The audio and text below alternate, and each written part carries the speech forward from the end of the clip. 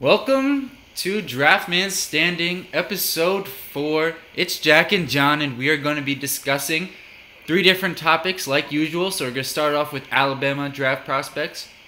John's going to break down some of the guys he's looked at so far. Then we're going to go into the teams who are drafting 6th and 7th, the Jets and the Bucs. And then I'm going to wrap it up with Duke freshman not named Marvin Bagley. So, John, let's kick this thing off here with Alabama prospects. And you got to start with the number 1 guy, Minkah Fitzpatrick, who I know you just got a chance to look at. Yeah, I just got a chance to look at him only yesterday, and he is, in my opinion, everything that he has been talked about, hyped about. He is as good a corner or safety, if you want to just call him a defensive back. He's as good a defensive back as you'll find in this draft class, and he is so versatile. There are so few weaknesses with him. He's definitely one of the best players in this entire draft class, and a guy who I think has very little risk going forward. I'll leave it to the full draft profile that we'll eventually get up for Minkah to discuss him fully. But he's a guy I think is better as a corner than as a safety. And I compared him to A.J. Boye, who's the reigning best cornerback in the league. So when you get praise like that, I think it's well earned, and it goes to show what a special player he can be at the next level. Right. So John, tell me I know you don't want to give away too much of your analysis of Minkah, but just what was your favorite thing about watching him on tape? What was one thing that stood out? I think there's so many things that I really liked about him, but I think how good he was both in man and zone coverage. He really sticks to his man in man coverage, and he's able to run routes for the receiver, just stay right on top of him, match and mirror. So his man coverage ability is something that a lot of corners kind of struggle with, either because they're not fast enough, or they're not quick enough, or their footwork isn't good enough. But Fitzpatrick is great in all 3 of those areas, so it really makes him an exceptional man cover corner and a great zone cover corner as well. Right. So flipping it to the offensive side of the football, their best prospect on that end is Calvin Ridley, the receiver. And he's definitely been talked about a lot for a couple of years. He was very hyped as a freshman. But it's interesting to me, now he hasn't been as hot in the mock draft space, not quite where I was expecting him to be. John, what have you seen on tape from Calvin Ridley? Yeah, I think Calvin Ridley's far and away the best wide receiver of this draft class. I think some of the other guys that are being put ahead of him or near him, guys like Cortland Sutton of SMU, Christian Kirk of Texas A&M, I don't think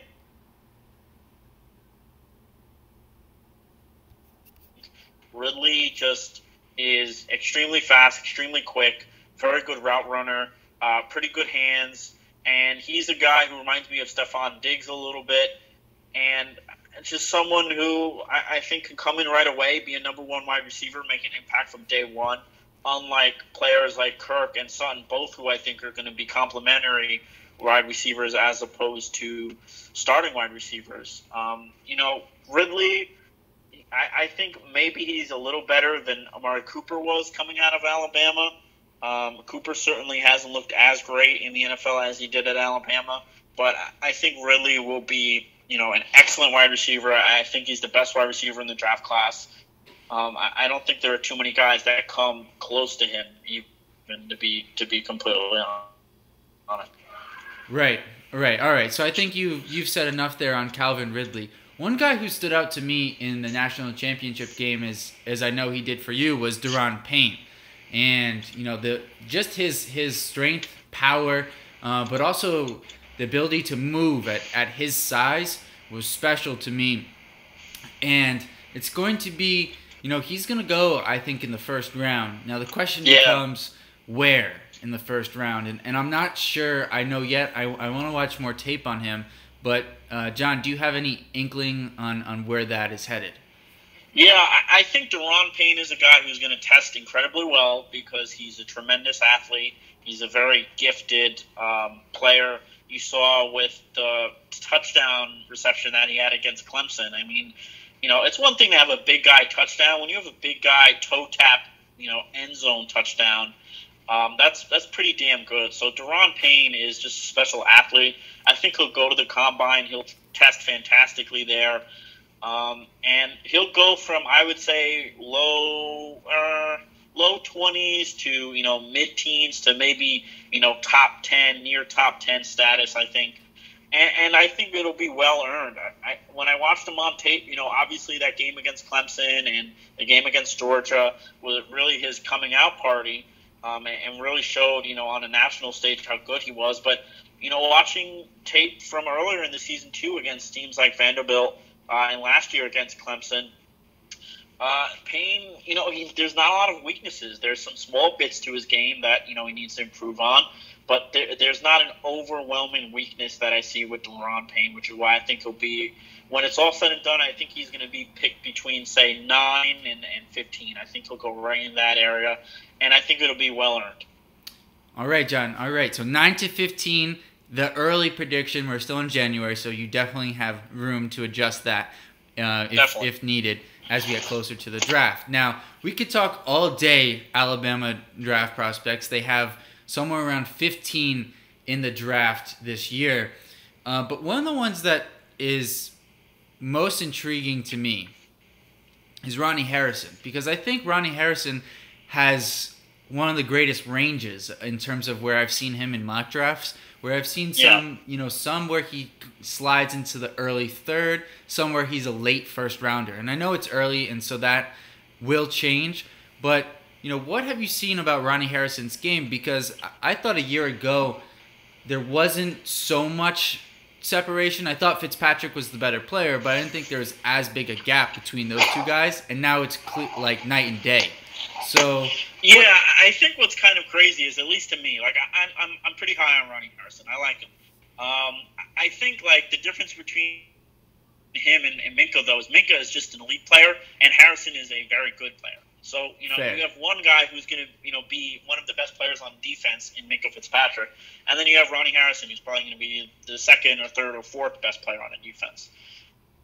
That makes sense. Depending on where he goes. So, yeah. So, I think, again, it's January. It's hard to say, but I put him high second round, and there's probably not going to be 32 first-round, caliber players. Usually you have around, 18, 25 first-round guys, and then it goes to second round. So I think Harrison has a great chance to be picked up late in the first round. I don't think he'll fall to the third round. There's nothing in his game to me that is big enough that he would fall to the third round because it's such a weakness. So I think Harrison is a guy who will wind up going late first, early to mid-second. For a guy who likes to hit as hard as he does and likes to really throw his body around, he does need some work with his tackling, but his speed, his instincts, his zone coverage ability, and just his aggressiveness is so great that I don't see him lasting past the second round. And, I wouldn't be surprised if he goes in the first round at all. I wouldn't be surprised if you see maybe 5 or 6 Alabama players in the first round. I really wouldn't be that surprised. 5 or 6. Okay, John. So who are they? Give me, we got Fitzpatrick, Ridley, Payne, Harrison, and what? And I think Rashaan Evans. Rashaan Evans. So 5. Yeah. Right. I think those 5 I think could be first round picks. And then you have other guys who probably won't be first-round picks like Levi Wallace and Tony Brown and Dion Hamilton, Sean Hand. I think there'll probably be, later on selections. I think maybe Hand is one guy who could maybe sneak into the first round. But I'm not too positive on him. I think those 5, I think at least 4 guys from Alabama will wind up being first-round picks. 4, I think, is a fair number. I think there's too many question marks with Evans and Harrison, not in terms of them as players, but in terms of them going in the first round to say 5, but I think 4 is definitely a fair number. And Hand, I've heard good reports on in this post-bowl process, if you will. He's been playing pretty well. And so, and obviously with his size and athleticism as well, he could show some teams at the combine that he could have more potential down the road. But any last thoughts on this Alabama draft class, John? What a football factory Alabama is. Why would Nick Saban ever want to leave Alabama? I mean, every single year he's putting out so many draft prospects into the NFL, so many guys that make an impact, that wind up becoming great players at the NFL level. And Alabama, once again this year, you look at their defense from the past 2 years, basically every single starter is going to be a first, second, or third round NFL draft pick. So, yeah, when a team beats Alabama like Clemson was able to last season, you really have to tip your cap to them, because that's an Alabama defense that is just, the creme de la creme of college defenses. Right, and I'm going to wrap it up with this. We know that Alabama has had kicking difficulties over the past 10 years. Yes, and quarterback difficulties. Right, but the punter position with J.K. Scott was a strength for them. As a senior this year, he probably won't get drafted because it's very rare that punters do. But yeah. I think he's going to work his way into a very nice NFL career. And they just produce guys at every position. There's so much talent at this program. It's great for guys like us because you can watch one Alabama game and see 10 to 20 different NFL prospects. So, absolutely. All right, with that, John, let's move on to what we've been doing throughout the Draft Man Standing series, which is going through the start of the first round, which teams are selecting. And so we're up to picks 6 and 7 today, and you're starting us off with the New York Jets at 6. So, John, where do you think they are going at 6? Jack, it's not a surprise. It's not anything special. They're going quarterback. They have to go quarterback. The Jets, they have a good head coach. They have some, talent, lurking around. With Todd Bowles able to get the most out of this roster, this was a team that me and you looked at and we thought it was very possible for them to go 0-16. At best, maybe 2-14, 3-13 in the regular season. They wound up going 5-11, which is, pretty decent for the amount of guys that were lost or that were cut. Guys like David Harris, Quincy Enunwa, guys that were big parts of their team on offense and defense respectively, and just didn't wind up playing or contributing or even making it to the team at the end of the day, at the end of August. Right. So I think the Jets, they have enough, I don't want to say talent because they still lack talent, but they have enough there that they can go out and try to get a quarterback. And unfortunately, they were good enough this year to push them all the way to 6 in a quarterback-heavy draft class, so they may not get a Sam Darnold or Josh Rosen. But I think the second tier of quarterbacks, I think it's still a little early to get Josh Allen at 6. I think it's still early to get Baker Mayfield at 6. I know other people will disagree with me. I think they have to try and go get someone like Lamar Jackson. I think if they can get Lamar Jackson, give them just a deadly offensive playmaker on offense at your quarterback position, a guy who can run as well as he can pass and is still a damn good passer. I think that gives the Jets finally the quarterback they've needed for years now, and a player who can make the entire offense better. And the defense is already pretty solid. So this is a team that could jump from say 5 wins this year to maybe 7 or 8 wins next year with the right quarterback in place and the right head coach in Todd Bowles. Right, and I think Lamar Jackson would be an excellent pick and a guy who could have a similar impact to Deshaun Watson this year. But with the Jets, as you said, they definitely surprised me. I was very much expecting that they would win less than 4 games. But yeah. But I will say they faded down the stretch quite heavily. I think they were. They had gotten to that. They were like 1-5 or so down the stretch. Yeah, when you have Josh McCown and Bryce Petty playing out the string at quarterback, yeah, there's only so many games you can win. Agreed. But they definitely need talent at other positions. So my question, John, is with that early second-round pick, you'll still be able to get a very talented guy. Right. What's the next position or two that the Jets should look for? Well, again, there's so many holes that they could really look at any position. If you go and get a quarterback, I would think about going and getting an offensive tackle to help Yep, protect them absolutely. a little bit. They could definitely use someone at right tackle. I'm not sure how satisfied they are with Kelvin Beachum at left tackle. Um, he may have even been on a 1-year deal, so his time in New York may be up, at that point even. So we'll see. But you can't go wrong with a tackle there. You have a pretty solid guard in Brian Winters there. So I think the Jets should look to offense, either an offensive lineman to help protect Lamar Jackson or whatever quarterback they wind up getting, or possibly a wide receiver. Robbie Anderson was involved in that very ugly incident, and we'll see if he is still a part of the team when it's all said and done. You have Quincy Nuno, who's a free agent, but he's also fairly injury prone.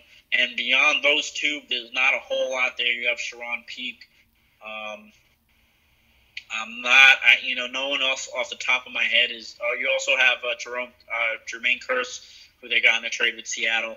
So you have a couple guys, but you don't have a clear number one. Maybe in the second round, you go and get someone like Auden Tate, the 6'4", monstrous wide receiver from Florida State, who has a nice combination of size, speed, and hands. So he could be someone to look at in the early second round.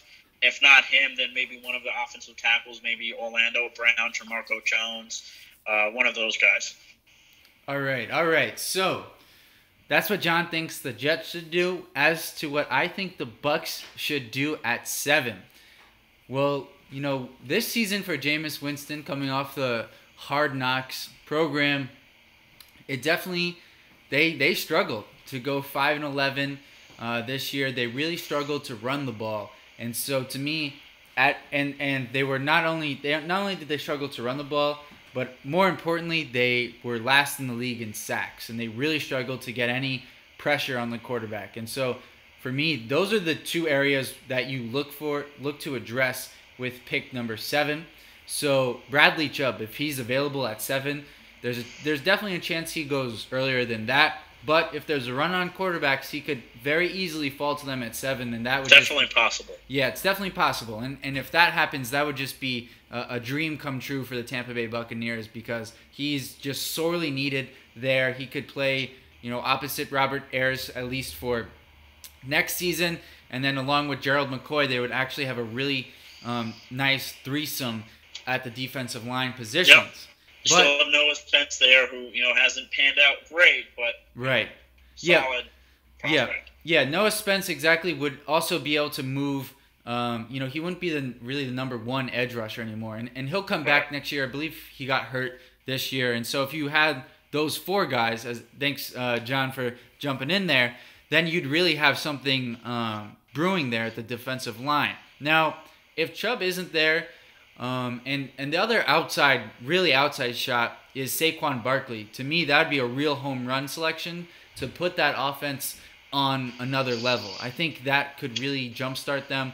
Obviously, Doug Martin has not panned out.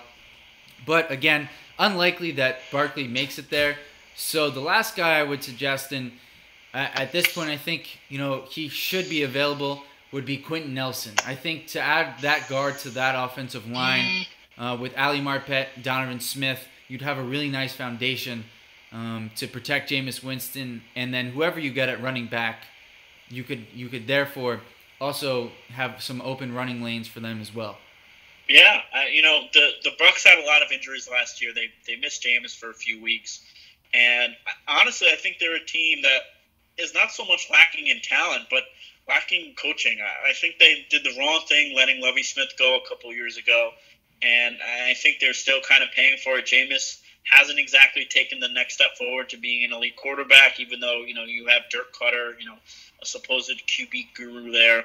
So I think whoever they get, if the coaching staff can improve themselves this coming year and be better with that top 10 pick added to the roster, I think they can definitely look to jump from 5-11 to, a playoff competitor, which is what they were supposed to be this year.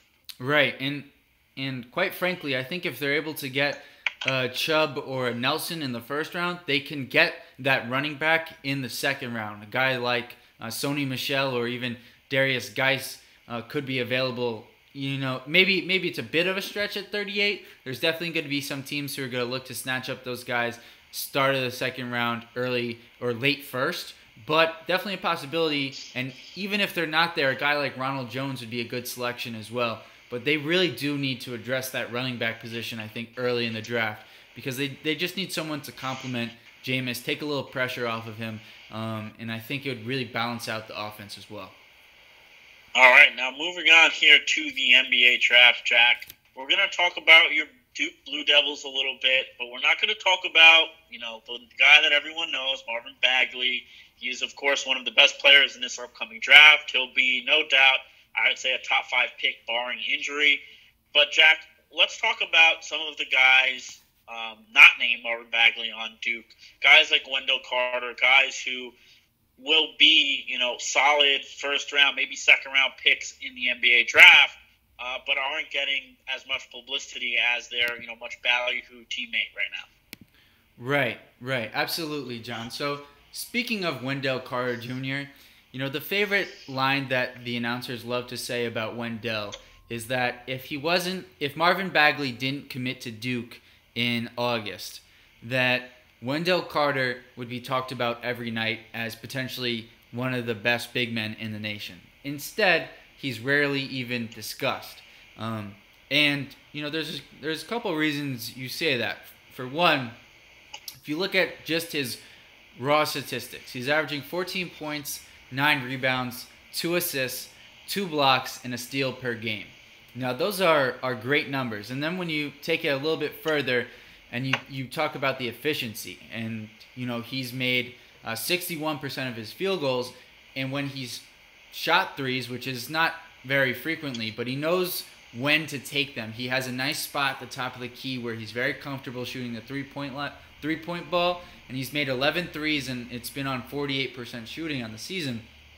So Carter has really shown himself to be, a very versatile player. He's been Duke's best defender this season as well.